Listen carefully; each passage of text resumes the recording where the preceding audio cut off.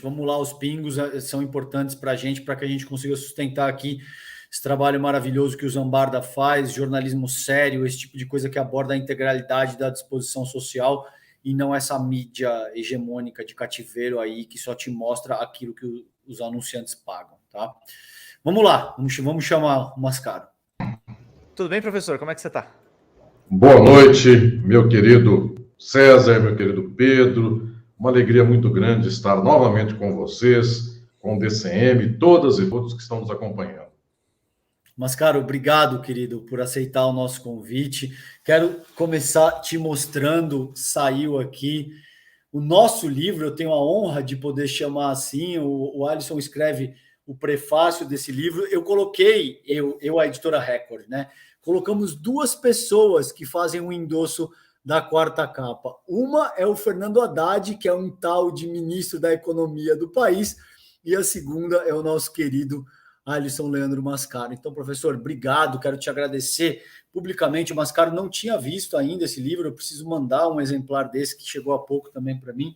Preciso mandar um desse de presente para ti. Quero deixar registrado aqui o meu agradecimento público, o quanto a tua inteligência, a tua humildade, o quanto a tua presença na minha vida e tudo aquilo que você compartilha de uma forma muito generosa comigo, foi capaz de me transformar, foi capaz de me abrir a perspectiva para uma série de coisas que eu até então não era capaz de perceber. Então fica, antes de eu te fazer a minha primeira pergunta, o meu muito obrigado, Mascaro, pela tua inteligência, sobretudo pelo teu torque intelectual, tudo aquilo que você traz para o debate público é absolutamente pertinente, e pela tua humildade, que são duas características que, a meu ver, formam o grande ser humano que você é. A gente tem intelectuais e gente que tem muito torque intelectual e muita bagagem, mas rarissimamente alguém que tem o teu nível dessas qualidades consegue se apresentar com tamanha simplicidade, com tamanha modéstia,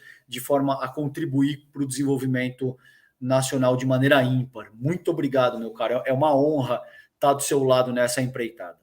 César, querido, obrigado pelas palavras. Eu fico muito emocionado ao ouvi-las. Em todos esses anos, esses tempos, César é muito querido, tem uma história com ele de muito afeto, inclusive pelos nossos familiares, que são amigos comuns do passado.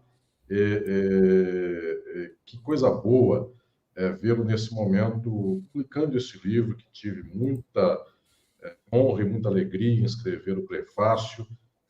Para mim é muito bonito ver o César brilhando nesta estrada intelectual de luta, e é um momento para mim muito especial este de ver este seu filho, mais um nascendo aí, que é este livro, e que tem aí a minha bênção como padrinho deste filho que vai ao mundo com tanta importância. Então, meu querido César, é uma alegria muito grande ver o livro ainda à distância, mas daqui a pouco nós vamos tomar um café para eu receber esse livro pelas suas mãos, e vai ser uma alegria muito grande poder compartilhar essas ideias com o Brasil inteiro. Então, para mim, de fato, é um momento muito especial, também com o Pedro, querido, que há muito aqui me acompanha, e eu tenho uma alegria muito grande em estar com ele em tantas e tantas vezes. Então, para mim, esta é uma noite também muito especial por tantas coisas boas.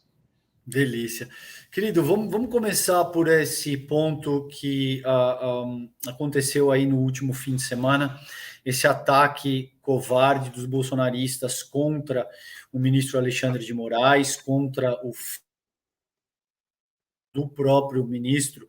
O filho dele foi agredido com um tapa, algo que seria um tapa no rosto, o óculos do filho dele chegou a cair. Existem imagens que a gente já sabe que estão em posse da Polícia Federal e que não vieram a público até esse momento. Com base nisso, Alisson, eu gostaria de trazer o nosso debate para uma questão jurídica sociológica, se você me permite.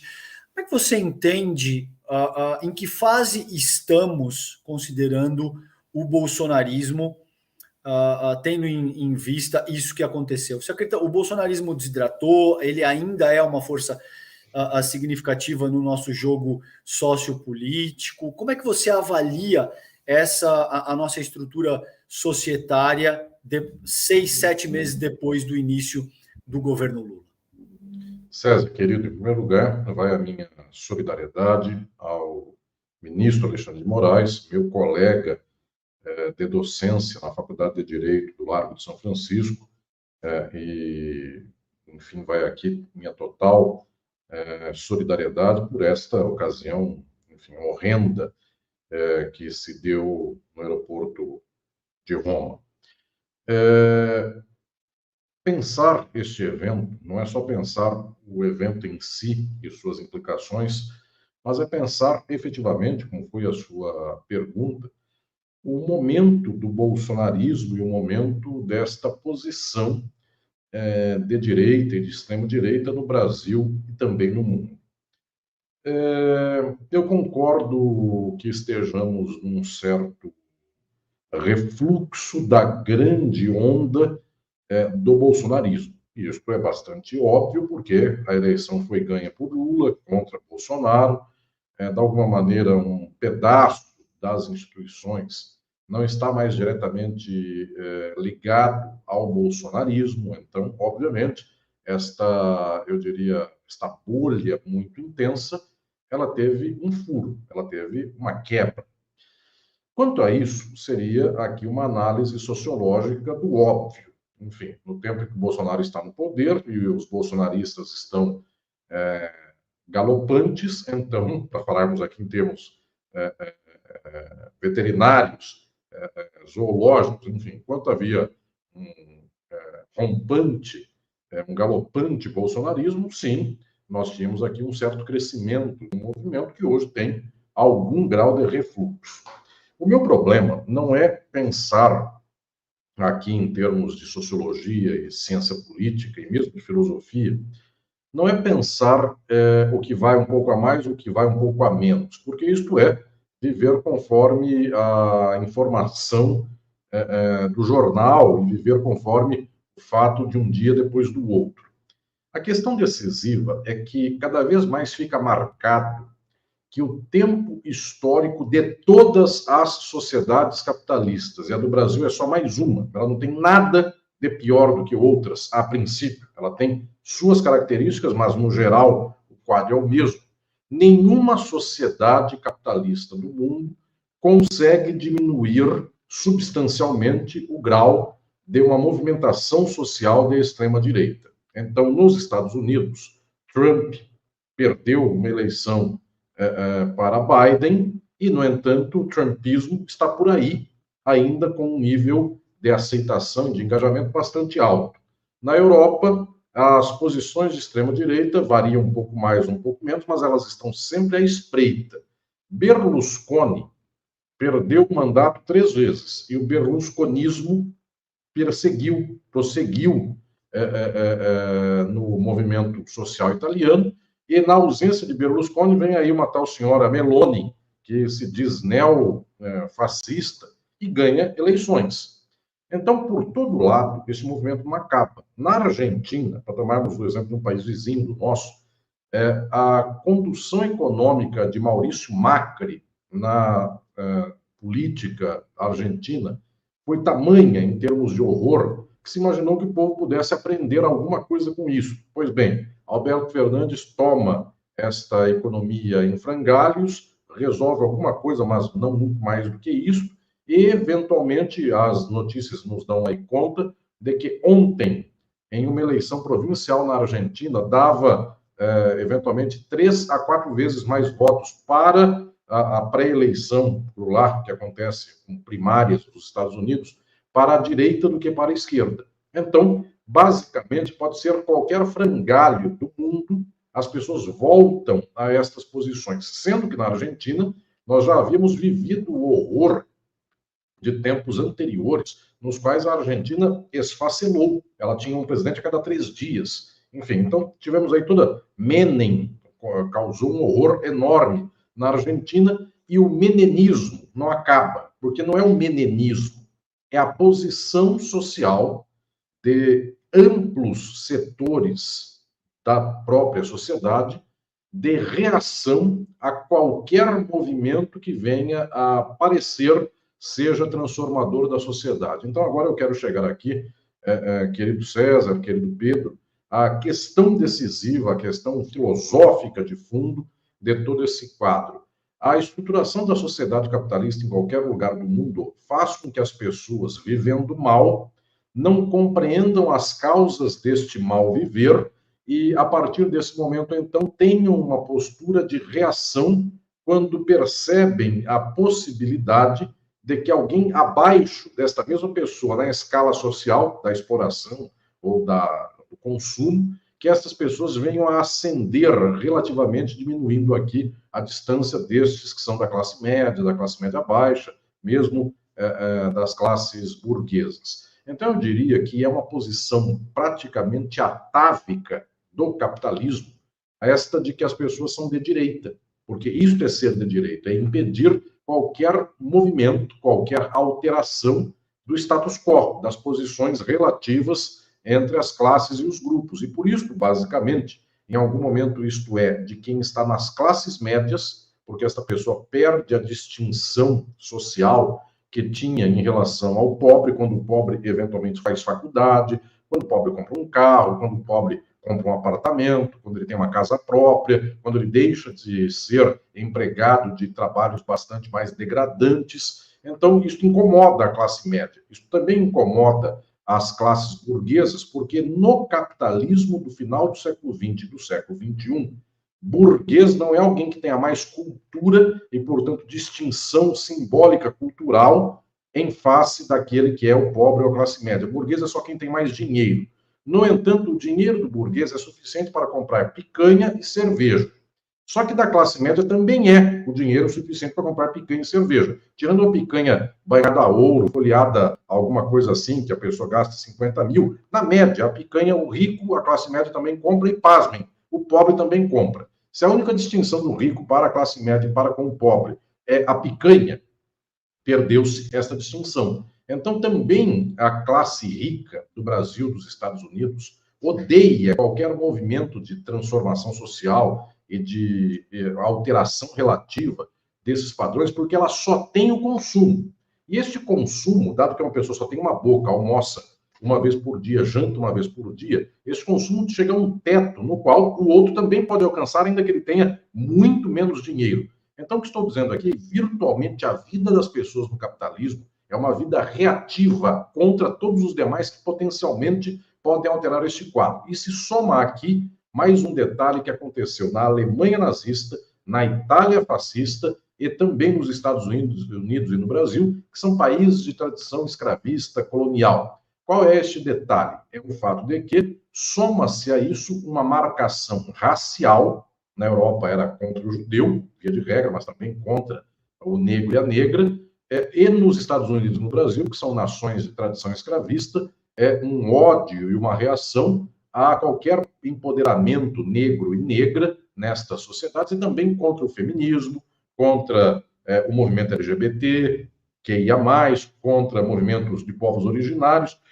Tudo isso incomoda uma certa forma, eu diria, tradicional de vida do homem branco médio do seu patriarcado, que batia na mulher, que batia e bate na mulher, e que, portanto, se vê numa certa circunstância na qual o seu poder de homem se vê enfraquecido. Então, se nós somarmos todas essas características econômicas, culturais, da estipulação do desejo psicanalítico das pessoas, nós vamos observar que, efetivamente, o quadro social é de reação. Por isso que 64, quando fazia lá Marcha por Deus, pela tradição, família e propriedade, era um bloco só, que é o mesmo até hoje. Ou seja, de 64 até 2023, a gente não mudou nada. Não é que mudou porque o povo faltou ao povo cultura. É porque a estrutura social é a mesma. Essa estrutura é de uma sociedade dividida em classes. Então, esta é a tese que eu desenvolvo, querido César e querido Pedro, nesse meu mais recente livro, que é o Crítica do Fascismo, da Boitempo.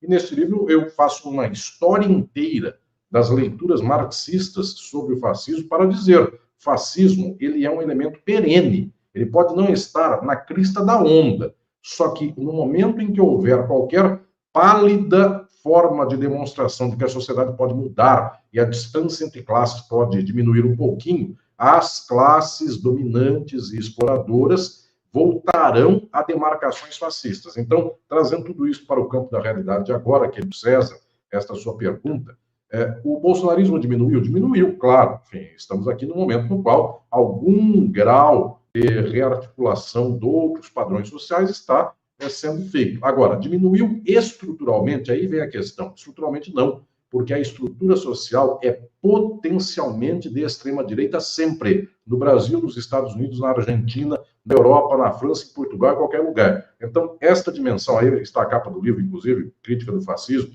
esta dimensão que estou aqui lhes dizendo, é uma dimensão que nos dá um certo movimento de, eu diria, desafogo no dia de hoje, mas, ao mesmo tempo, nos dá um alerta enorme. Por quê?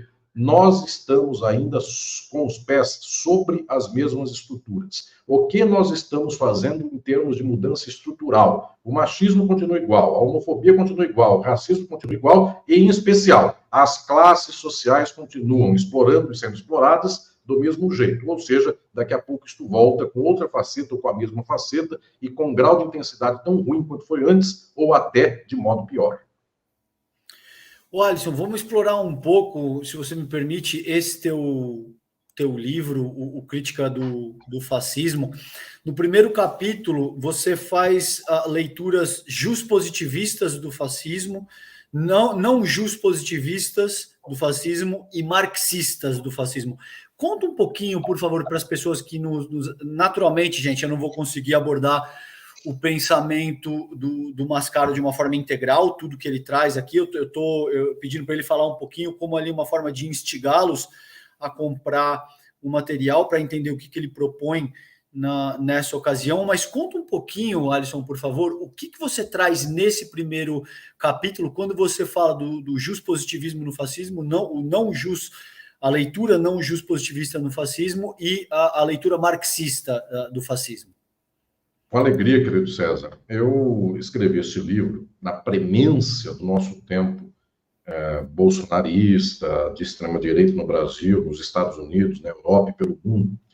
E o meu propósito foi não perder a minha geração, a nossa geração.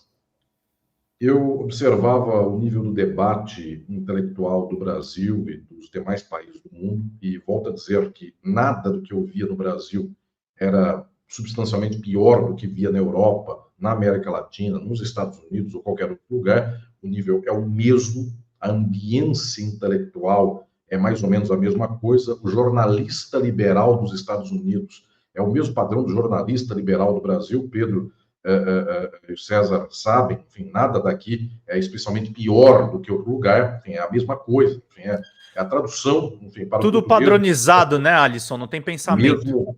Mesmo horizonte. A Universidade do Brasil é a mesma dos Estados Unidos, é a mesma da Europa, com a diferença, claro, que lá eventualmente tem mais dinheiro. Então é mais dinheiro para formar gente mais de direita, e aqui é menos dinheiro para formar gente tanto de direita quanto a outra. Aqui a pessoa é de direita de graça e lá, em geral, é bem paga. Então aqui é muito mal paga e lá é mais bem paga. Só isso. Enfim, a ideologia é a mesma.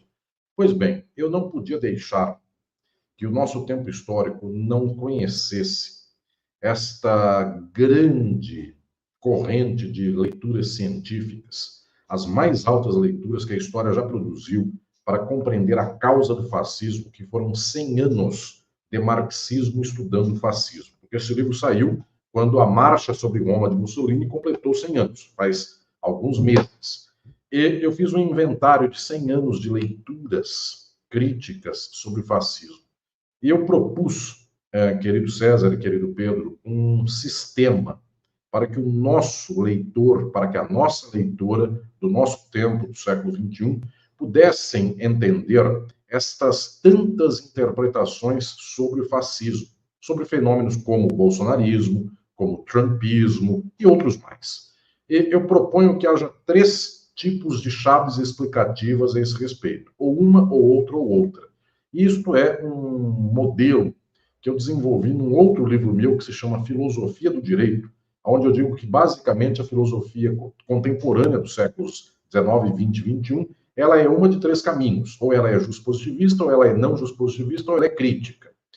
As juspositivistas dizem assim: o fascismo sobe, a extrema-direita sobe porque faltaram instituições. Então, positivismo é direito posto, instituições postas pelo Estado. Faltou o tribunal para um dia perseguir alguém de extrema-direita. Então, o tribunal salvaria um país. E eu insisto com a ideia de que o campo do direito não é o salvador do mundo. O campo do direito é mais um dos campos da própria sociabilidade capitalista. Ele é atravessado pelas contradições do capitalismo. Alguém imagina que nos últimos 30 ou 50 anos do Brasil, não importa, pode estender isso para qualquer dia da história do Brasil, alguém imagina que o direito salvou o Brasil de alguma coisa? O golpe de 1964 foi legitimado pelo STF.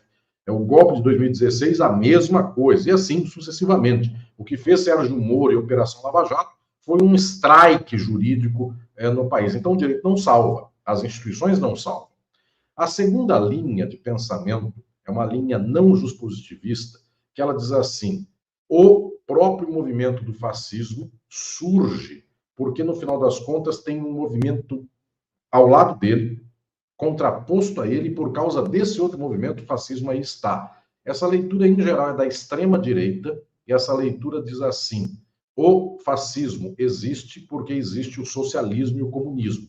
Então, o fascismo é uma reação necessária para salvar o mundo do comunismo. Esta é uma infâmia de leitura teórica, mas muita gente partilha desse pressuposto. E se vocês observarem aqui no livro, recomendo a leitura do capítulo 1, inclusive, Mises e Hayek falam posições como tais. É preciso que haja Mussolini e uma ditadura para combater o socialismo. Ou então, quando nós vimos o caso do Chile de Pinochet, a direita que se diz liberal, os neoliberais, que eram aí os falcões daquele período, apoiaram uma ditadura sanguinolenta de Pinochet contra o pretenso socialismo de Salvador Allende. Então, existe uma leitura que diz assim: é porque existe o socialismo que nós temos que ter uma posição fascista, ou de direita, ou algo assim, de extrema-direita, ou algo assim. Então, essas duas leituras, elas são leituras, eu diria, frágeis, porque elas não explicam a causa do fascismo. O fascismo não pode ser apenas atribuído ao socialismo, tampouco se pode atribuir o fascismo a uma instituição que um dia tampou o olho pela metade e deixou o fascismo perseverar. A causa profunda está no nível econômico da sociedade. E aí é o terceiro caminho das leituras marxistas, que eu passo a desenvolver no capítulo 1º do livro, e do 2 até o 7, eu vou explicando uma a uma, trazendo consequências, extraindo, a partir daqui, posições e inferências. E, então, estas posições, essas descobertas científicas marxistas, nos dizem que o capitalismo é um regime de exploração. E quando a exploração de classe percebe que pode ruir estas suas estruturas mediante qualquer outra dimensão social, então luta da classe trabalhadora, sindicatos, greves, ampliação de direitos sociais, direitos individuais, porque lateralmente até os direitos da mulher, do negro, do LGBTQIA+, parecem incomodar a classe dominante, a classe exploradora. Então, na verdade, na estrutura da manutenção da própria exploração capitalista, o capitalismo tem, numa margem extrema, as posturas institucionais e políticas e jurídicas também extremas. Ou seja, toda vez que for necessário rasgar a Constituição, rasgar as leis, rasgar o papel do direito e chegar a uma posição extremada, golpe, uma crise institucional sem fim, uma espécie de ditadura também sem fim, estas organizações políticas de massa, de perfil fascista, o capitalismo chegará a isso. 100 anos atrás chegou e disseram: nunca mais a sociedade deixará chegar a uma posição como esta do fascismo. Mentira! A burguesia sabe que o fascismo é a margem do rio, é a margem do leito do rio do capitalismo. Então, toda vez que o capitalismo se sente ameaçado, o capitalismo alcança esta posição fascista. Por isso, em variados e variados momentos, eu até tomo aqui a liberdade de lembrar, eu tenho um capítulo do livro no qual eu trato de literatos, estetas, e trato também da própria organização cultural italiana, é um capítulo de Gabriele D'Annunzio, que foi o maior poeta italiano daquele tempo, do final do século XIX, início do século XX, o Vati italiano, assim os italianos consideravam, eventualmente o maior poeta para os italianos depois de Dante Alighieri. Este homem foi o pai do fascismo. E esse movimento fascista cultural na Itália, depois Pasolini, que é aqui de quem eu trato aqui logo na entrada de uma frase, de um poema dele belíssimo, que eu trago aqui logo na entrada do livro. Eu sei que é difícil de ver aqui, mas para quem depois pegar o livro nas mãos, Ma che serve la luce, que é um poema dele, que é Le ceneri di Gramsci, As Cinzas de Gramsci.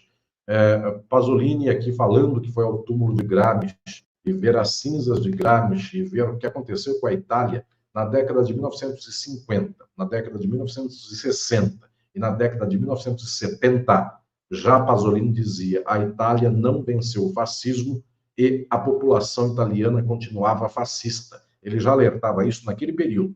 Ele foi morto em 75, morto inclusive por perseguições de extrema-direita contra ele, e dito e feito, 15 anos depois, o fascismo volta com tudo, né? 15 anos depois da morte do próprio Pasolini, não tem mais jeito de duvidar que o fascismo não estivesse na Itália, porque Berlusconi está aí com tudo, já no começo da década de 1990, tomando o poder da Itália para a extrema-direita. Ou seja, nós não acabamos com essa dimensão, como nós não acabamos com 1964 no Brasil.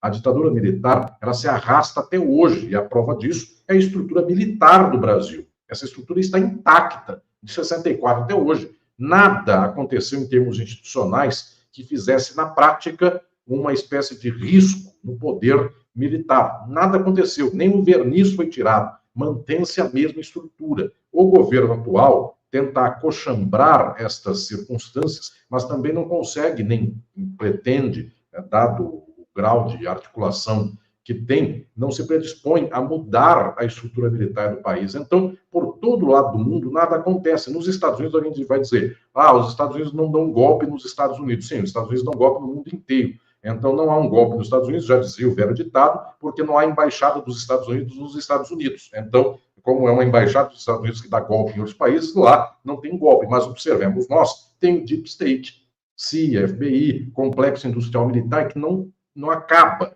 Então, observemos nós, os Estados Unidos vão para o buraco, só que o complexo industrial militar continua fazendo guerra da Ucrânia contra a Rússia, como se fosse uma posição aqui uma posição sem fim de loucura, e isso arrasta os Estados Unidos a uma condição ainda pior. A China cresce, em termos econômicos capitalistas, muito mais do que os próprios Estados Unidos. E, no entanto, esse complexo dos dominantes dos Estados Unidos é um complexo que não tem nenhuma trinca, historicamente. Então, o capital domina de um tal modo, de uma tal maneira, que toda vez em que for necessário, ele leva a sua posição política, institucional e social para a margem da extrema-direita. Qual é a conclusão dolorosa, mas eu insisto com ela, com todas e todos que me acompanham nesse momento, que é a conclusão do meu livro Crítica do Fascismo. Enquanto houver capitalismo, há o potencial do fascismo. Querem lutar pelo fim do fascismo? Lutemos pelo socialismo. Isto dói, eu sei, para muita gente, mas enquanto houver divisão de classe, a classe que explora não quer perder a exploração. Ela vai instigar os explorados a se matarem uns aos outros, uma facção contra a outra,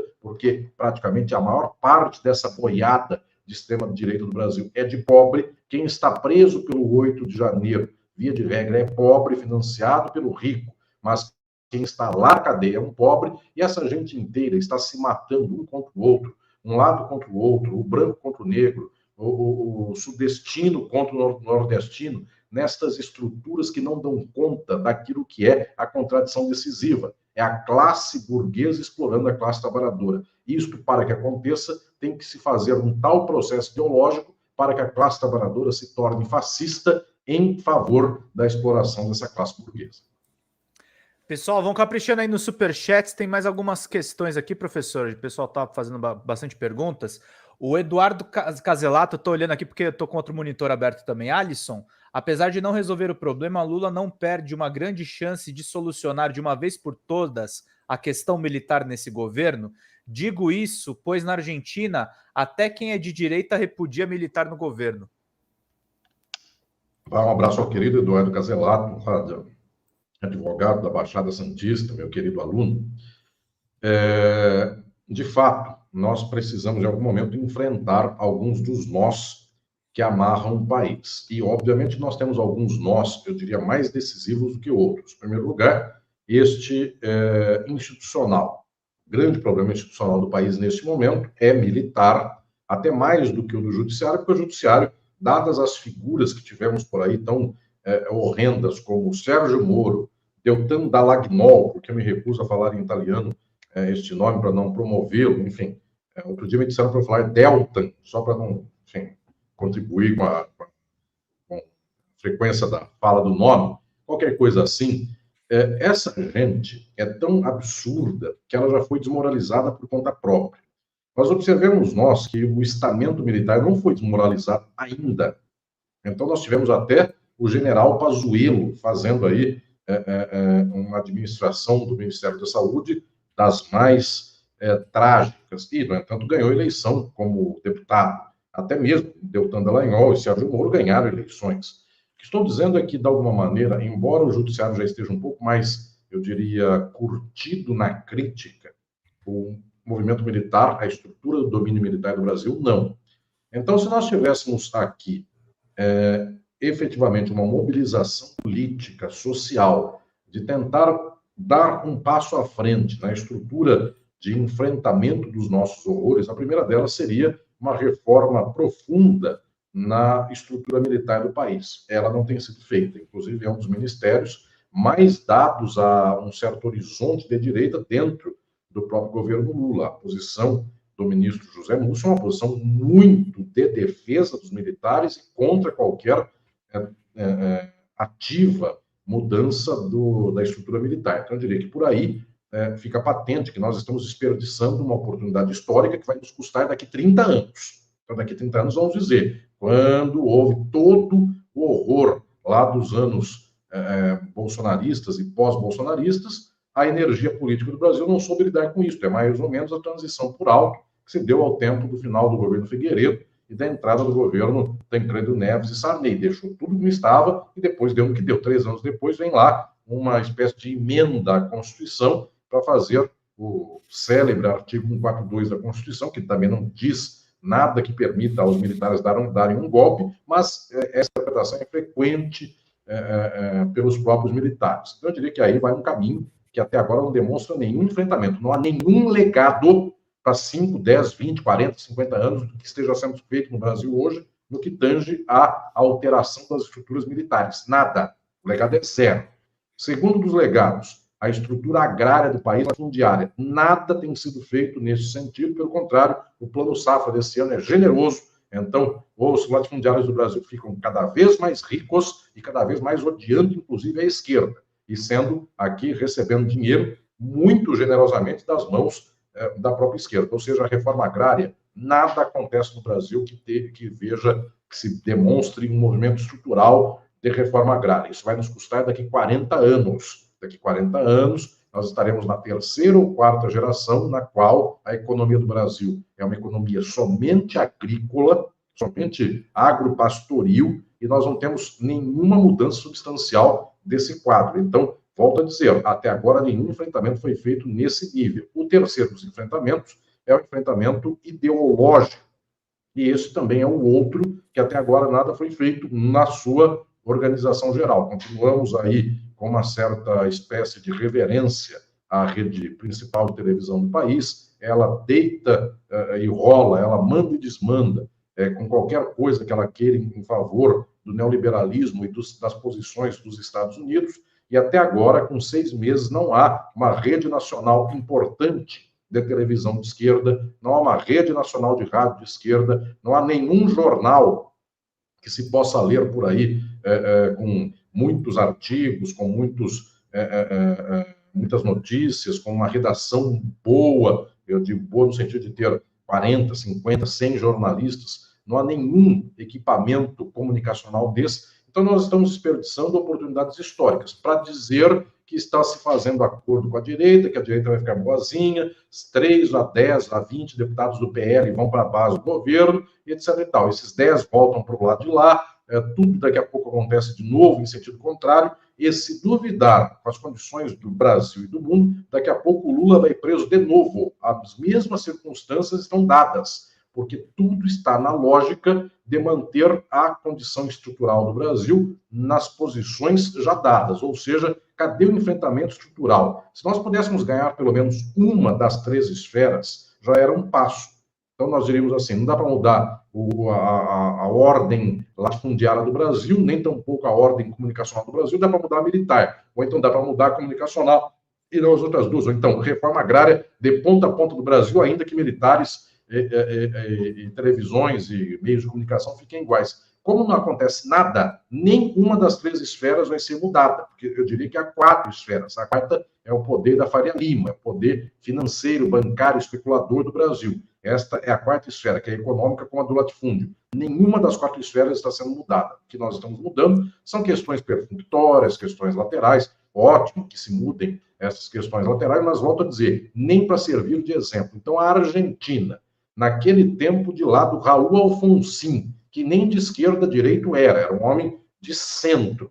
Este homem, com as condições de uma sociabilidade argentina daquele tempo, todo esse movimento foi capaz de enfrentar os militares. Nós, aqui no Brasil, não somos capazes de fazer um arranhão nessa estrutura institucional. A conta virá daqui a 40 anos, só que pior que isso. A conta vem daqui a 3, 5, 10, a qualquer momento. Então, nós estamos marcando o pé na mesma posição. Mas, cara, eu vou continuar lendo as perguntas do pessoal aqui. Eu tava conversando com o César sobre isso. Gente, faltam 207 pilas, 50 vale-livros do professor Legene. Façam perguntas aqui, participem da nossa live. O Paulo Paiva, inclusive, pode pedir o livro dele, se ele quiser. Professor Mascaro, Bolsonaro não é mais nada. O senhor não acha que devemos abandonar o termo bolsonarismo e buscar outra forma de nos referirmos aos adeptos do fascismo tropical? Assim varremos o nome do Bozo da história e das mentes brasileiras.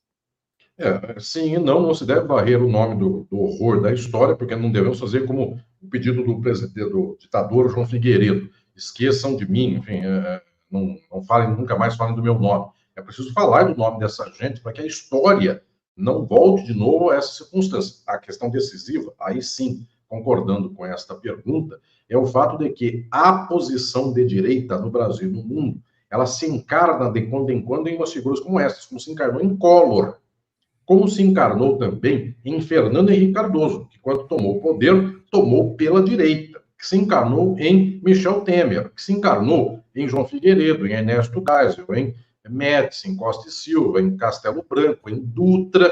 Então tem muita gente que encarna em Washington Luiz, antes do Vargas, do primeiro Vargas, a posição de direita se encarna em qualquer um. Amanhã pode ser qualquer um que venha para frente, qualquer uma. Então, podemos já tirar o personalismo dessa figura, só que essa figura que passou tem que ser lembrada nos anais dos horrores da história do Brasil, junto de outros grandes traidores da pátria, outros destruidores da história do Brasil. Então, é preciso lembrar nesse sentido de saber que ele próprio pode não voltar amanhã, mas volta qualquer um, qualquer coisa, qualquer um que faça piada, que faça stand-up, que faça, que coma pedra, ou algo assim, essa pessoa ganhará votos, porque, na verdade, há uma mobilização social para não votar na esquerda. Então, a próxima pessoa que vier fará qualquer coisa dessa. Ela pode...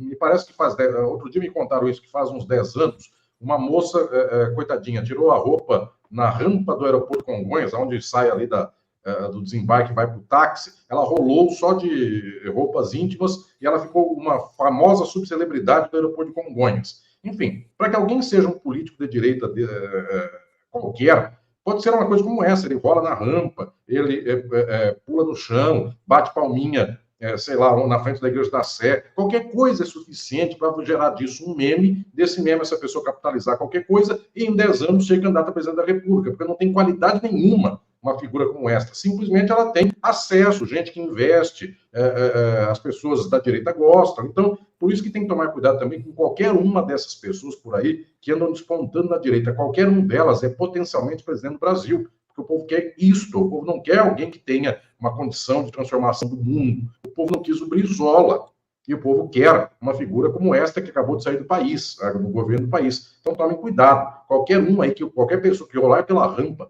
que, sei lá, rasgar a roupa na rua e dançar um baile trash às 5 da manhã, Baile do Havaí, tempo do César Calejon, que ele dançou no Baile do Havaí. Qualquer um que dançar no Baile do Havaí com uma abacaxi na cabeça, enfim, eu sei porque não tem jeito de ter escapado disso. Essa pessoa tem um potencial enorme de ser presidente do Brasil. Total. Nesse momento lembramos das festas de César Calejon. Eliane Andrade mandou aqui, ó. Professor Mascaro sempre dando uma aula maravilhosa. Muitos elogios aqui ao professor. A Eleara Maria Manfred reforça: o termo bolsonarismo não fortalece o Bolsonaro? Sim, não se preocupem com isso. Enfim, o problema é a direita, é a posição de mundo do capital. Enfim, tanto faz o nome que eu dou para isso. Posso chamar de X. Deixa eu ver aqui, também temos, agradecer todos os pingos de vocês. O Gilberto Pinho faz uma pergunta. Professor, a obra de Marx foi sufocada pelas teorias do pós-modernismo? Essa é uma crítica que a direita americana faz. Gilberto, querido, eu recomendo, não sou também de ficar dizendo, leia meus livros, mas aí é uma questão teórica de muito fôlego. Eu recomendo a você que leia meu livro Filosofia do Direito, capítulo 15, parte final do capítulo 15. O capítulo 15 tem 150 páginas. Por lá eu discuto o que são as posições atuais do marxismo na filosofia, quem são os inimigos, quais são as outras leituras nesse sentido. Então, é um pouco isso, mas também tem um pouco mais de outros problemas. Eu recomendo que a você e a todo mundo queira saber dos debates de hoje da filosofia, esse meu livro que se chama Filosofia do Direito. Uhum. Tem mais uma pergunta aqui também, agradecer aqui a Joelma Rosado, acompanha o Calejon em vários canais e ele é como bom vinho, vai bem com todas as parcerias do pão à comida baiana. Ângelo Brigato Ester mandou pra gente: se a universidade é um aparelho ideológico, professor, do capitalismo, é possível outra universidade? A classe trabalhadora poderia construir a sua própria? Essa é uma boa pergunta. Ângelo, é uma pergunta linda essa aí. No tempo da pandemia, faz uns 2 anos, eu fui convidado pela Unesp, pelos professores da Universidade Estadual Paulista, para dar uma aula magna à Unesp, aos professores, à Associação dos Docentes da Unesp. Essa aula magna deve estar lá, eu não sei direito nem os meus canais aí, mas no canal do YouTube sobre mim, joga meu nome que sai, tem lá essa aula magna minha na Unesp, na qual eu pergunto sobre o futuro da universidade, a universidade em balanço.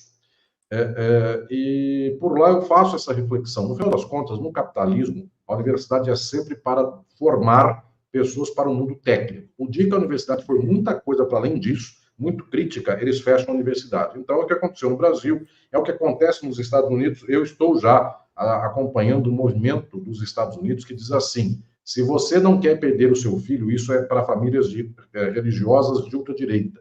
Se você não quer que o seu filho seja outro, não matricule o seu filho numa universidade. Acabe a educação do seu filho no ensino médio. Se ele for para a universidade, ele será comunista, esquerdista, feminista e qualquer outra coisa a mais. Ou seja, há um ódio à universidade. Então, o dia que a universidade prosperar muito, criticamente, vão fechar a universidade. A única possibilidade de um pensamento avançado no mundo é a mudança das estruturas sociais. Com o capitalismo, eu não tenho ilusão nenhuma quanto a isso. Gente, o que fizeram no Brasil, em termos de perseguição aos grandes intelectuais no tempo da ditadura, é algo absurdo. O que fazem hoje no Brasil com os grandes intelectuais também é algo absurdo. Por que eu digo isso? Porque, eventualmente, podem não caçar da universidade, mas são as e os grandes intelectuais do Brasil que estão nos grandes canais de comunicação, esses grandes que eu falei da mídia empresarial, são eles que dão a voz de interpretação do Brasil, como era Sérgio Buarque de Holanda, Gilberto Freire, Florestan Fernandes, em algum momento do passado. Não são. Então, quanto mais esdrúxula for uma pessoa, quanto mais ela falar qualquer coisa peculiar, mais essa pessoa é quem dá a interpretação que sai nos jornais. Então, de alguma maneira, é o jeito de caçar a universidade hoje. A universidade existe, só que o universitário, o pensador, o intelectual não servem para nada. Então, é possível outra universidade? Sim, no socialismo. Uhum.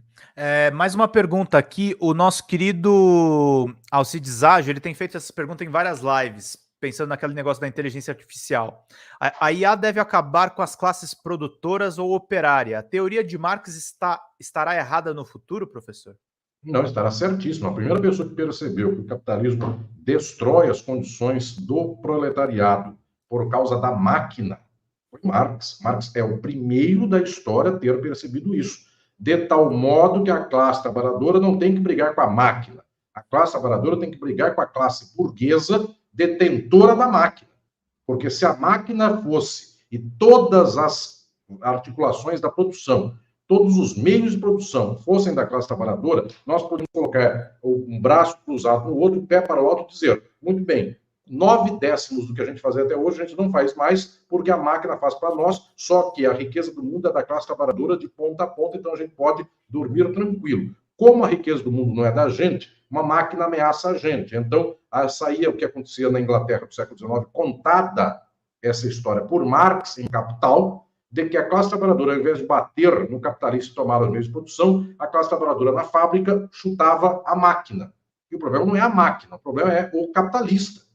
Então, a inteligência artificial é a prova de que Marx estava certo há quase 200 anos, porque nós já temos condições de uma inteligência artificial fazer praticamente qualquer coisa, e nós somos escravos ainda da mercadoria, do dinheiro e do capital, que estão na mão de 0,01% da humanidade. Até quando viveremos nesta condição de escravidão e sem mudar as estruturas sociais? Até quando a terra do Brasil será do latifundiário e não da classe trabalhadora do Brasil que podia comer o fruto da terra? Até quando o minério do Brasil estará na mão de 4 ou 5 australianos, europeus, estadunidenses, e não essa riqueza inteira ser favorável à classe trabalhadora do Brasil? A pergunta é essa: até quando a Petrobras está na mão de 10 ou 15 especuladores dos Estados Unidos e não é do povo brasileiro? Aí, se fosse do povo brasileiro, se fosse nossa, no socialismo, eu diria para a inteligência artificial, inclusive, ser altamente sofisticada, porque quanto mais nós pudermos chegar ao fundo do pré-sal, tirar o pré-sal sem muito custo, sem que alguém pegue uma jangada e vá ao mar e morra na beira do mar, como diria a música do Dorival Caymmi, melhor para nós, porque a pessoa pode ficar em casa ouvindo Dorival Caymmi, ao invés de ser doce morrer no mar,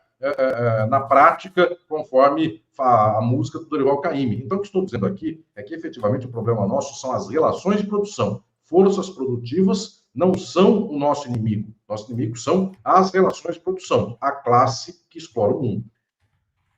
Marx talvez diria para democratizar os meios de inteligência artificial, né? Fazendo uma adaptação, uma livre adaptação, né? Talvez. O José Écio faz uma pergunta: camarada professor, o senhor aceita ser juiz do Supremo Tribunal Federal? Abraços socialistas. A grande questão é que a estrutura do país, no momento de hoje, não aceita nada que seja profundamente de esquerda, nem profundamente crítico. Então, não adianta perguntar para mim, pergunte para quem é da estrutura que nomeia. Está perguntando para a pessoa errada. Perfeito. Uma última pergunta só. Na verdade, são duas colocações aqui. Eu queria que você comentasse, professor. Muitos elogios aqui a você. Obrigado a Luísa, ao Marcelo. O Edgar Martins gostou da analogia e mandou um pingo para a Igreja do Pedro. É a Igreja do Pedro mesmo. Manda a contribuição aí para a gente fechar, gente. É importante para a gente continuar o trabalho aqui. E Eduardo Caselato diz: da fala do professor, até Dona Fátima de Tubarão, de Santa Catarina, poderia ser presidente. O que você acha disso, professor? Levando em consideração... Quem é Dona Fátima? É aquela que foi presa por defecar na sala do Alexandre de Moraes. Não, ela não defecou, Pedro, na sala. Ela é aquela... Eu não lembro quem que foi.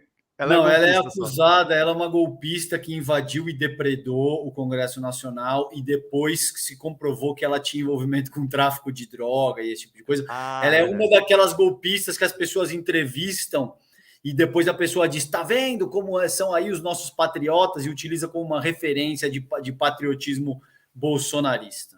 Essa senhora mesmo. Perfeito. Até ela pode ser presidente, professor? Pode, enfim, enfim, muita gente, certamente, com menos qualidade do que essa senhora, foi presidente em países do mundo variados, enfim, até no Brasil. Não conheço nem quem é essa senhora, mas certamente gente, enfim, com menos qualidade do que ela já foi. A grande questão aí, eu tomo a recomendação também, a indicação para todo mundo do meu livro, que se chama Estado e Forma Política, da Boitempo, é o fato de que a figura que governa um país, os administradores que dão a cara para o governo de qualquer instância, seja presidente da República, ou governador, prefeito, enfim, não importa o país do mundo, estas figuras, no final das contas, elas são quase que uma espécie de ilustração de poder, porque no decisivo o poder é do capital. O capital sempre manda, e não importa quem seja a figura que esteja na presidência da República. Esta é a insistência que eu tenho no livro Estado e Forma Política. O Estado é uma forma do capital.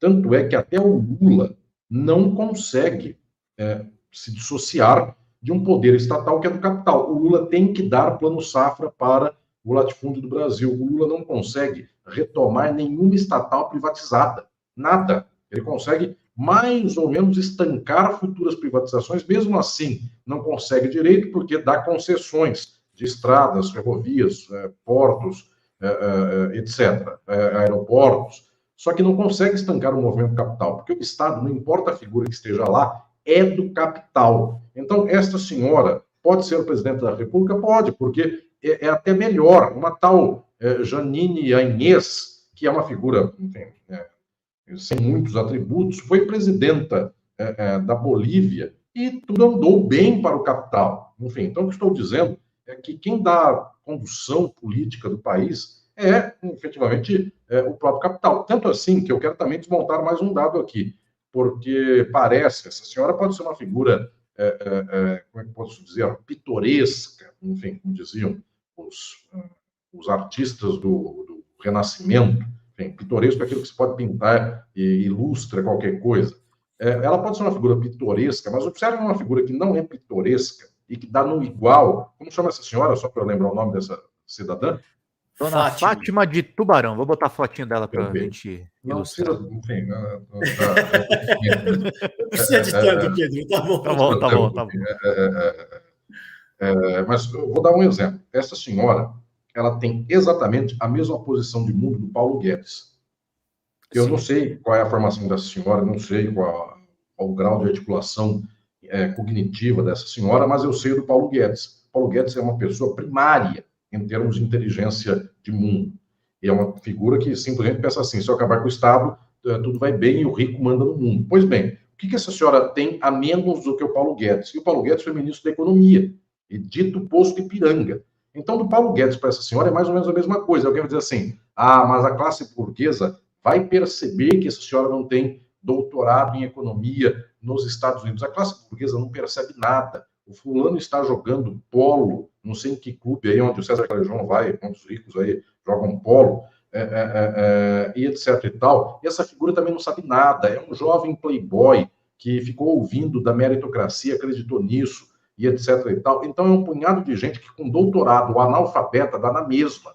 Então, efetivamente, é preciso que se perceba que qualquer figura pode governar a sociedade, porque quanto mais esdrúxula ela for, quanto mais pitoresca ela for, mais apta aos negócios do capital. Por isso que eu nunca dou muita relevância a figuras, eu diria, muito folclóricas. Lá no Filosofia do Direito, já que eu falei de Filosofia do Direito, recomendo a vocês, Editora Atlas, capítulo 15 também. Tem uma parte no qual eu falo de Antônio Gramsci, e Gramsci contava, escreveu por muitas vezes, e eu chamo a atenção no meu livro de Filosofia do Direito, o fato de que havia um senador na Itália, no tempo do fascismo, que só falava coisas esdrúxulas. Ele pegava a tribuna e falava coisas as mais loucas, absurdas e anormais. Uma vez ele disse assim, esse senador se chamava Achille Loria, ele disse assim, nenhum esquerdista deve pregar a reforma agrária, porque depois do avião não é preciso mais fazer reforma agrária. Aí todo o Congresso italiano fica revoltado, mas o que tem a ver avião com reforma agrária?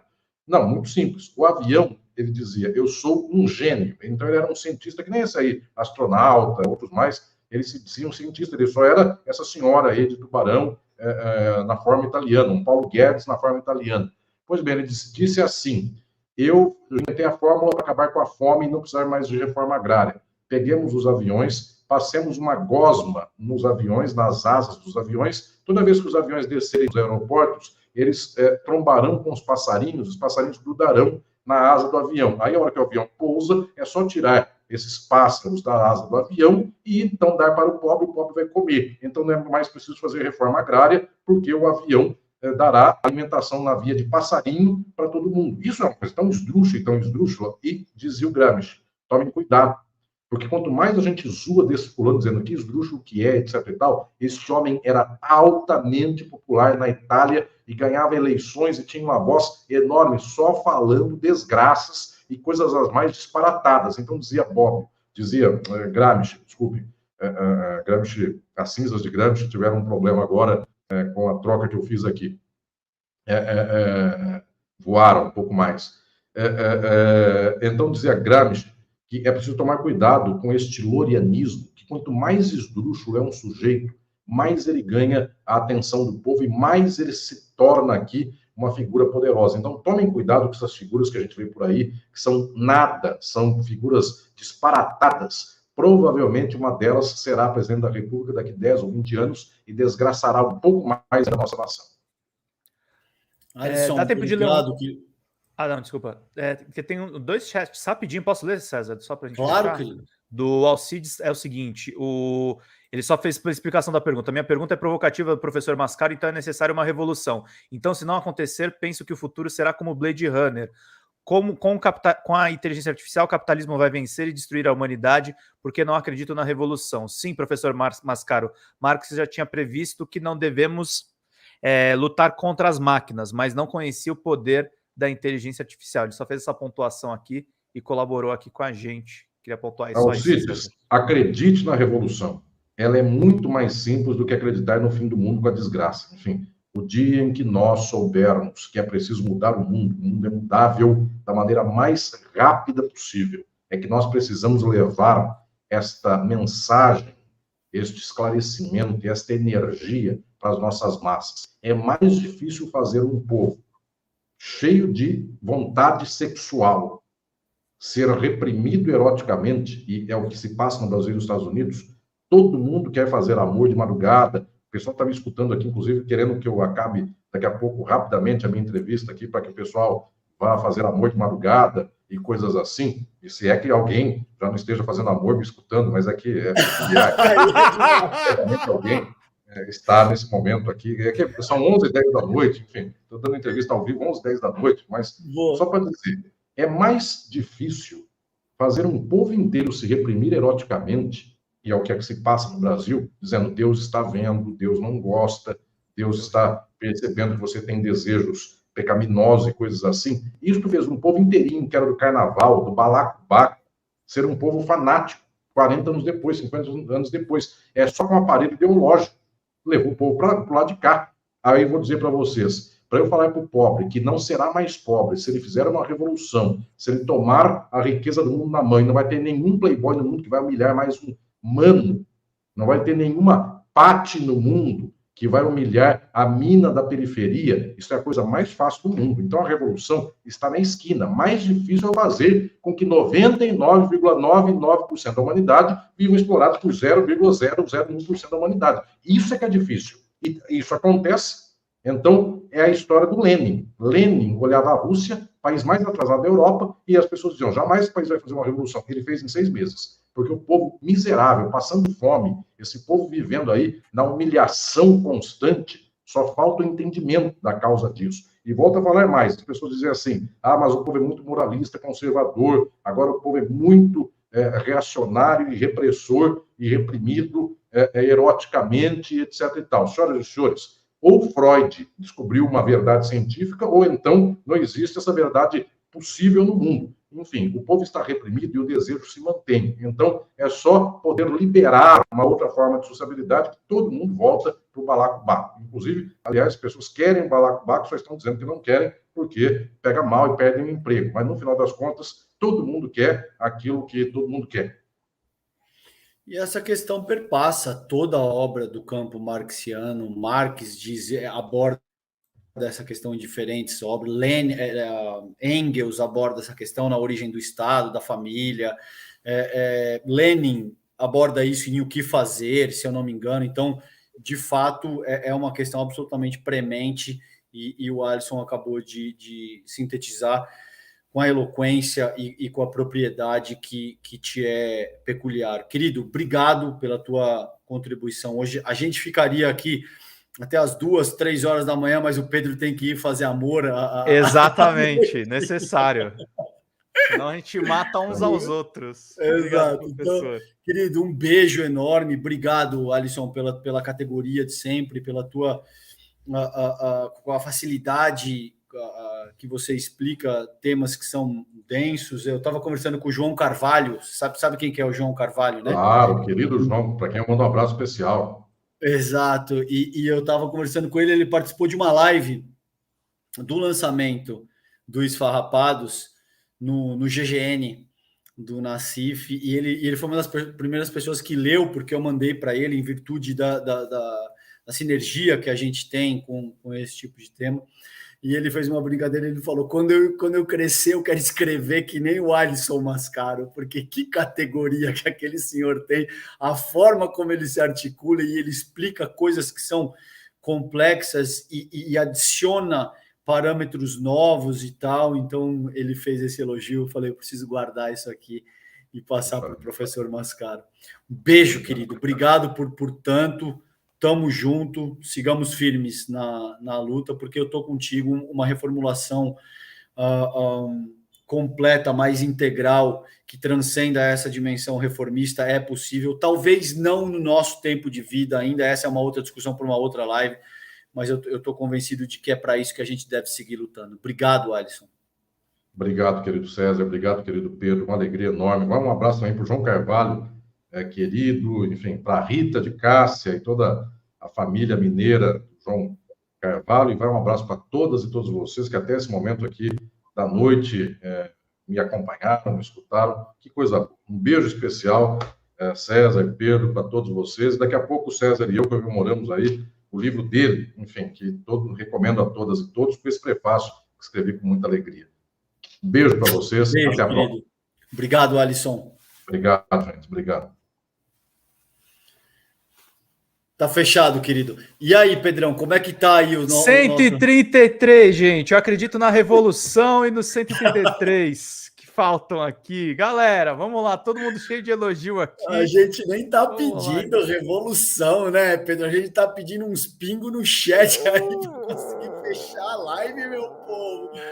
Vamos lá, mano. Eu tô vendo o dia que nós vamos chegar aqui e vamos falar, gente, acabou a live. É que a comunidade DC, ela não sabe brincar com meio termo. Ou é, tipo, tá faltando montando no final, ou fecha, tipo, às 10. Tá ligado? Vamos lá, gente. Dois reaisinhos cada um aí, a gente fecha a live aqui, eu e o Pedro. Deixa eu ler alguns chats aqui de vocês. Deixa eu agradecer já a todo mundo que contribuiu. Eu espero que na leitura aqui a gente já fecha na tranquilidade. O Alcides está recomendando aqui para a gente ler Blade Runner. Agradecer ao Eduardo Schultz, ao Augusto Rosa, a Maria Tereza Seco, a Rosana Ribeiro. Agradecer ao Adriano Comuna, Ana Abreu, Aurora Granado Navarro. Tem uma pergunta aqui que sobrou, Calejão, estava lá no começo. Tendo em vista a decisão do CNJ hoje, vocês acham que o Apio voltará um dia ao cargo? Não veremos punições e abusos da Lava Jato? O que você acha, César?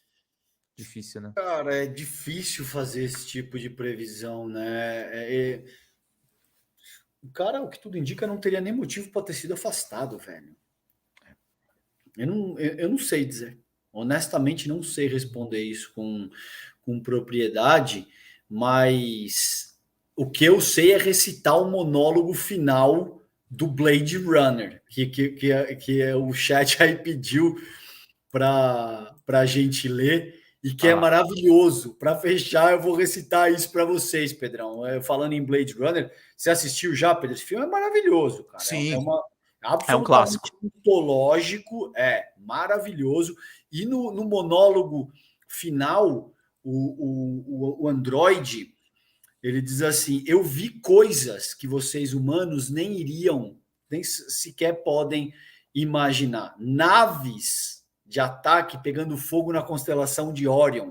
Eu vi raios C, ele fala sea beams, brilhando no escuro perto do portão de Tannhauser. Todos esses momentos ficarão perdidos no tempo como lágrimas na chuva. E esse monólogo chama Tears in the Rain. Tear in the Rain. É maravilhoso, cara. Isso traz uma dimensão exatamente disso que a gente estava discutindo, das possibilidades de um modelo tecnológico sob a égide do capital enquanto processo histórico, social de produção. Então, exatamente, esses momentos se perderão na memória como lágrimas na chuva. E essa é a questão mais urgente que a gente tem para endereçar enquanto espécie, entende, Pedrão? Que o nosso desenvolvimento tecnológico cresce numa proporção que o nosso desenvolvimento moral não acompanha. Então a gente continua vivendo com o paradigma sob a égide do capitalismo. Eu abordo isso no 9º capítulo do Esfarrapados, com base no trabalho de um cara que chama Ray Kurzweil. E o Kurzweil fala a respeito da singularidade. Ele tem um livro que chama Singularity is Near. A singularidade está próxima. Então dê uma olhada. Espero que a leitura do monólogo tenha sido suficiente para a gente bater. Já chegou 20 aqui, cara. Tá vindo. Daqui a pouco bate. Mas foi uma ótima aí. Não, e esse filme eu acho que é importante. É sempre bom assistir ficção científica, né, César? Porque a gente fica alerta. Mas uma coisa para entender que assim, o capitalismo consegue ser pior do que o Exterminador do Futuro e ao mesmo tempo há uma solução, a solução pode ser o socialismo, pode ser um mundo diferente desse, que eu acho que é uma conjunção de ideias bem ampla da nossa esquerda, né, querido? Isso que é o mais importante. Isso que é o mais importante quando o Alisson Mascaro te diz acredite que essa mudança mais efetiva é possível. Eu, honestamente, eu já tive essa conversa com o Mascaro em outras situações, com pessoas que estão mais à esquerda, com pessoas que estão mais à direita, e faço essa argumentação no Esfarrapados. Eu acredito que a revolução, com R maiúsculo, é um processo de longuíssimo prazo. E vários pensadores discordam de mim. Tá? Eu acredito que a revolução que vai ser capaz de encerrar o processo de exploração do ser humano pelo próprio ser humano, que é isso que eu acredito que o Alisson se refere quando ele também fala de revolução, não é algo que vai acontecer em 15, 20, 30, 40, 50 anos. Eu acredito que isso é um processo de longuíssimo prazo que remete a 500, 700, 1.000, 1.500 anos. Como a própria Revolução Industrial, né, César? Mas você sabe qual que é a diferença, Pedro? A meu ver, pelo menos. Essa força social que eu chamo de elitismo histórico e cultural, que organiza as sociedades com base em categorias de distinção, de forma a criar uma gramática da desigualdade e, em última instância, uma hierarquia moral, ela não começa com o advento do capital enquanto processo social e histórico, entende? Ela já existia muito antes disso. É verdade que com o advento do capital e com a invasão dos europeus nas Américas, surge um modo de produção capitalista que cria uma riqueza mercadológica sem precedente, e isso agudiza as relações sociais para o atual nível de elitismo que a gente tem determinado, que também é sem precedente, a meu ver, na história da humanidade. Mas essa capacidade que os seres humanos têm de se diferenciarem, de se segregarem, de se estabelecer os seus arranjos sociais com base em categorias de distinção e em hierarquias morais, não surge com o capitalismo. Isso já existia. Existem artefatos arqueológicos que demonstram que em algum nível, tá? Em algum nível, as raízes desse processo já existiam na pré-história, há 30 mil anos. Então a gente vai ter que evoluir a um certo ponto no qual a gente finalmente será capaz de sair do que o Frantz Fanon chama de a grande noite, que é esse modelo de sociabilidade que tem como premissa elementar a exploração do ser humano pelo próprio ser humano. Isso depende de um nível de esclarecimento que, a meu ver, não vai acontecer em 50, 100, 150 anos. A gente, quiçá, vai precisar de outras 20, 30, 40 gerações para fazer isso. Isso se a gente não acabar com o planeta antes de alcançar esse nível de esclarecimento, entende? Então, a minha posição é um pouco mais pessimista que a do Mascaro, nesse sentido, e que de outros pensadores e tal. Mas como eu sinto, a questão é por aí, Zambarda. A revolução, de fato, depende de uma sucessão de avanços, de processos revolucionários e do que muitas vezes os marxistas mais ortodoxos e tradicionais chamam de reformismo, mas até esses reformismos fazem parte de um processo mais amplo de revolução que vai ser, em última análise, capaz de encerrar o processo de exploração do homem pelo homem. É o que o Frantz Fanon chama de sair da grande noite, é o que Marx chama de encerrar a pré-história da humanidade e começar a história, de fato, legítima da humanidade, e que é algo que eu não sei quanto tempo isso vai demorar, Não sei se sequer um dia vai acontecer a despeito da nossa luta e da nossa batalha. Mas eu tenho certeza que não é algo que vai acontecer nos próximos 50, 100 anos. E isso... Tomara, Pedro, tomara que isso esteja gravado e que daqui a 70 anos, tá, no fim desse século, as pessoas, a nossa sociedade, coletividade global tenha alcançado esse nível e as pessoas digam, olha aqui, esses dois jornalistas conversando lá em 2023. Falaram uma merda. Completa. Olha, vai ser a merda. Eu vou estar muito feliz em ter falado essa merda. No meu túmulo, nas minhas memórias, eu vou estar muito feliz de ter falado. Naquele ano eu estava redondamente enganado com o Zambarda. E já na segunda metade do século XXI a gente foi capaz de alcançar o que eu chamo de revolução com R maiúsculo. Tomara, vai ser a merda mais bem paga da minha vida, Pedro, se esse for o caso. Eu acho que é pouco provável. A despeito disso, eu continuo lutando para que daqui a sei lá quanto tempo a gente seja capaz de chegar nesse ponto.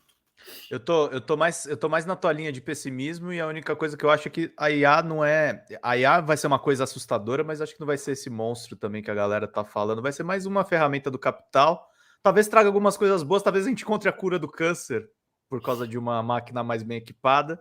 A gente se prolonga a nossa existência. Vai lá, querido, desculpa te ficar te esticando aí. Imagina, cara, eu te agradeço demais, adorei muito a live de hoje, convidados assim de altíssimo nível, a tua interação também de altíssimo nível, é um prazer tocar esse programa aqui contigo, Zambarda. Então, um beijo para ti, um beijo para a nossa comunidade DCM, vamos nessa, e eu e Zambarda voltamos na quinta-feira. Isso. Meio-dia estaremos de volta aqui. Valeu, gente. Um beijo. Eu tô confirmando a agenda e eu vou falando para vocês, gente. Até mais. Show, querido. Valeu, Zambarda. Tchau, tchau. Vamos seguir aqui mais um pouquinho só, gente. Faltam 69, pô. Já teve uma brincadeira com sexo aí, vocês não vão me ajudar a fechar? Falta pouquinho aqui. Agradeço aí a todo mundo que elogiou aí a leitura. Paulo Paiva quer saber qual livro ele pode pedir. Marx para principiantes, Engels para principiantes e Stalin para principiantes. Eu acho que superchats de R$50. Peraí, superchat de R$50 mais e-mail para gerente@dcm.com.br.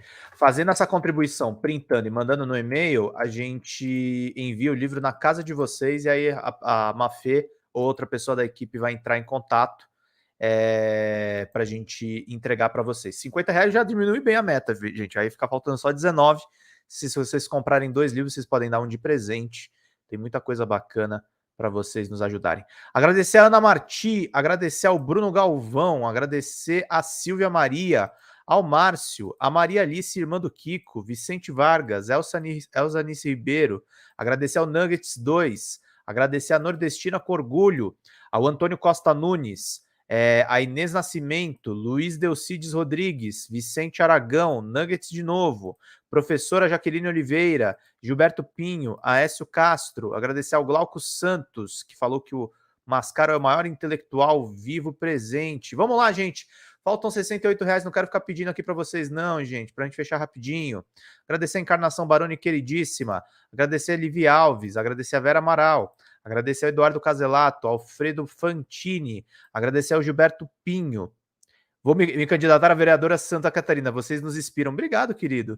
Valentim Almeida, agradecer a Regiana Nepomuceno, agradecer a Rosana Ribeiro, agradecer a Valdelice Silva, Lucinda Gregório, Paulo Paiva queridíssimo, agradecer ao Sandra Fernandes, agradecer a Eleara Maria Manfred, agradecer a Ângela Cravo de Pietro, agradecer ao José Eloy Borges, Emerson Fernandes, Liege Campos, Gilberto Pinho, deixa eu ver aqui, Nuggets de novo, Joelma Rosado, acompanha o Calejão em vários lugares, isso daqui a gente leu também, muito legal.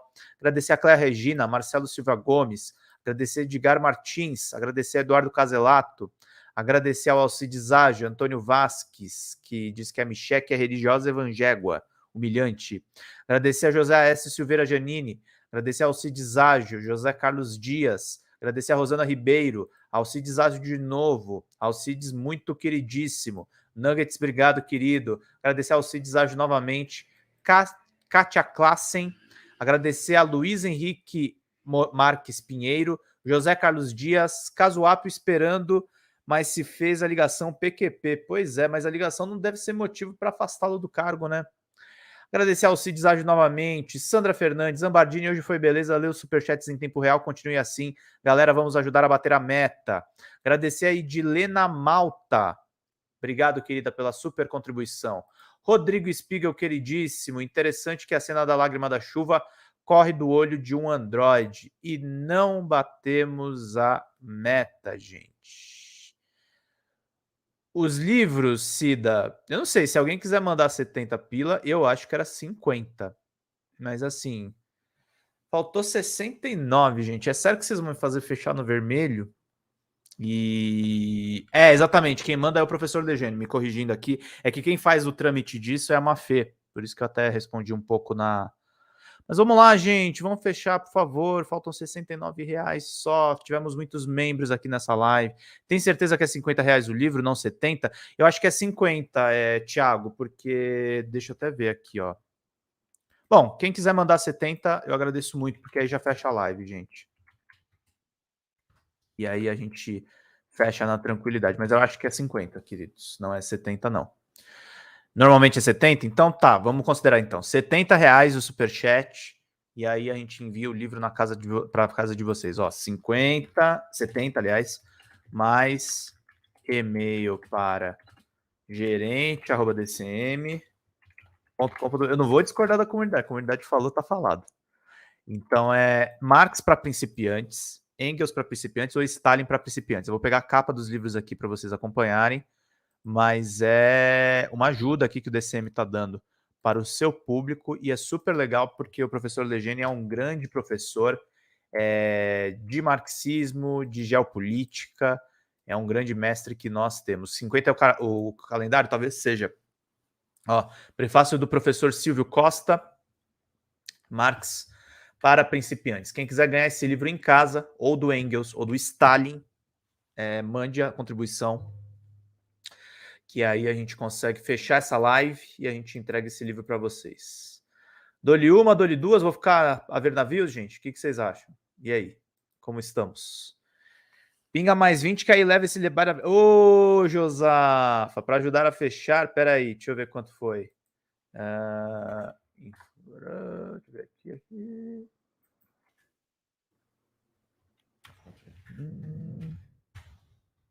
Ó, ela mandou 43, então, ó, 69 menos 43.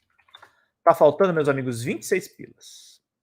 E aí, gente, quem é que contribui aí pra gente fechar essa super live, meus queridos? Foi legal pra caramba, tá com saudade de falar com o professor Alisson Mascaro, foi bacana as interações com o Calejão, foi bacana as interações com o Reginaldo Nasser, com o Emílio. Trouxemos 3 convidados hoje pra vocês, que, gente, que é pra ninguém botar defeito.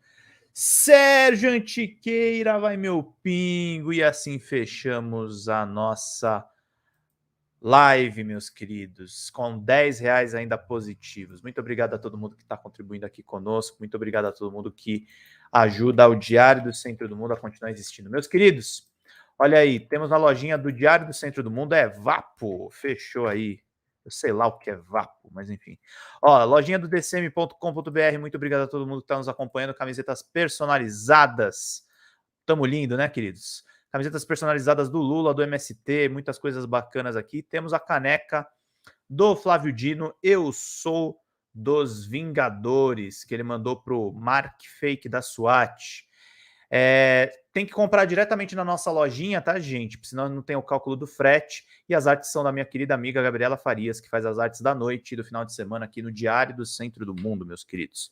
Para encerrar de vez aqui, só falar para vocês que eu também tenho um canal de política chamado Folha Democrata. Pedir para vocês se inscreverem lá, que é muito importante para mim, para eu manter esse trabalho super bacana. Folha Democrata está com o endereço aqui. Entrem lá, inscrevam-se, que é bastante importante. Estamos com quase 60 mil inscritos. Conto com a ajuda de vocês para a gente chegar em mais essa marca. E eu tenho um canal de games também chamado Drops de Jogos. Entrem lá e me ajudem também a bater as horas de vídeo necessárias para a gente poder monetizar o canal por lá e aumentar o nosso alcance também. Então, quem puder me ajudar nesses 2 canais, eu agradeço demais pela presença de todos vocês. Meus queridos, muito obrigado pela presença de todos. Vida longa e próspera, gente. Boa noite para todo mundo. Boa janta para quem não jantou, gente. Até mais. Tchau, tchau.